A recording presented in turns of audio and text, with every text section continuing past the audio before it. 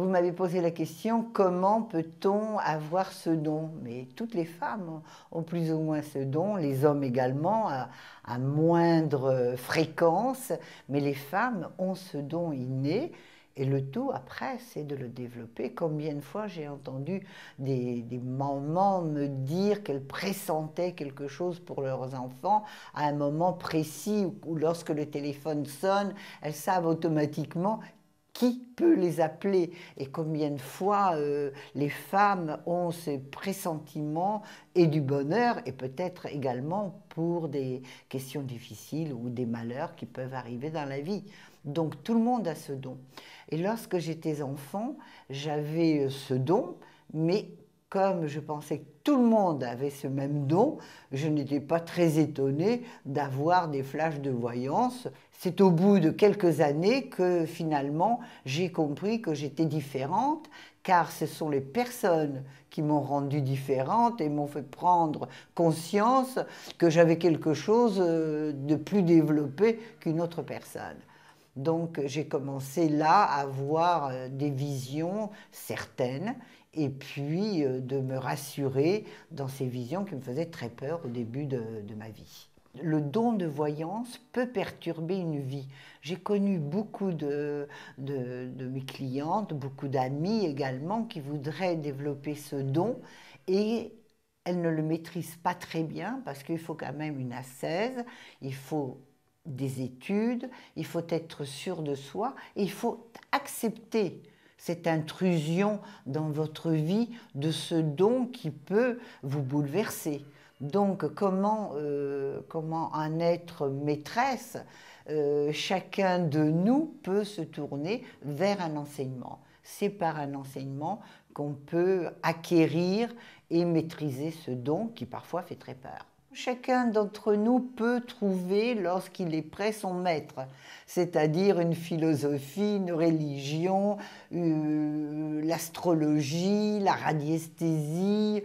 Tout est valable à partir du moment où ça correspond profondément à votre personnalité également. Je vois des personnes qui sont extraordinaires dans une sorte de divination et pas dans une autre. Personnellement, j'ai commencé comme ça avec le don. Ensuite, j'ai fait des études très poussées d'astrologie, de sociologie, de psychanalyse. Je me suis intéressée à la médecine, à la sociologie, à la politique également.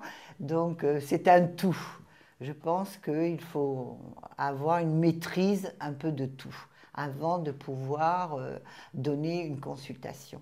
Consultation que j'ai jamais voulu donner, ce sont les médias qui m'ont lancé dans tout ce qui est médiatique et c'était au début contre mon gré. J'avais tellement honte de faire payer que pendant un an, j'avais environ 30 personnes par jour à qui je ne demandais pas un sou.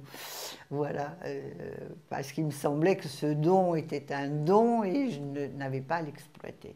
Et ensuite, évidemment, je suis devenue professionnelle. J'étais dépassée par les événements. J'ai fait des études pendant 10 ans dans une école ésotérique. Une école ésotérique, et j'ai fait partie de plusieurs mouvements, et même des mouvements druidiques. Ça n'a pas duré parce que je suis italienne, j'étais italienne, donc si vous voulez, l'atavisme va beaucoup plus dans des directions gréco-latines. Toute ma vie, je l'ai passée à étudier, à partir dans des philosophies, dans des spiritualités, de voir, de constater, d'essayer, d'éprouver, de vivre, soit à l'étranger, soit en France. J'ai essayé de me cultiver le maximum de mes possibilités et ensuite j'ai pu donc faire des synthèses, écrire avec les connaissances que j'avais acquises pour pouvoir aider les personnes. À partir du moment où on fait quelque chose passionnément, on est dans la droite ligne, on est dans le droit fil de ce qu'on aimerait faire. Mais il faut le faire passionnément. J'avais une femme qui venait me consulter une fois par an. Elle se déguisait pour pas que je la reconnaisse. Évidemment, je la reconnaissais, mais j'ai joué le jeu. Son mari étant mort depuis 10 ans, elle venait toujours avec la même liste de femmes, de personnes, pour savoir avec qui son mari décédé il y a 10 ans l'avait trompée. Alors évidemment, je regardais la liste et à ce moment-là, la sachant dans une douleur épouvantable, évidemment que personne de la liste n'avait eu une relation particulière avec son mari. Donc elle persistait toutes les années pour me piéger, mais j'étais très, très attentive. Il y a des choses que je voyais que je ne pouvais pas dire et que je n'ai pas le droit de dire. Les hommes d'affaires, par exemple, me disent « à moi, vous pouvez me dire quand je vais mourir », parce que je dois mettre en route mes affaires. Évidemment, premièrement, c'est très difficile de le voir.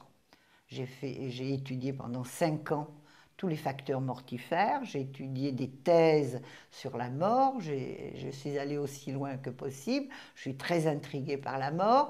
Donc, un client qui me demande quand il va mourir, il n'y a que Dieu qui sait. C'est des choses que je ne me permets pas de dire. Tout n'est pas bon à dire, évidemment. Évidemment, quand une personne vient, elle est déjà dans une certaine fragilité.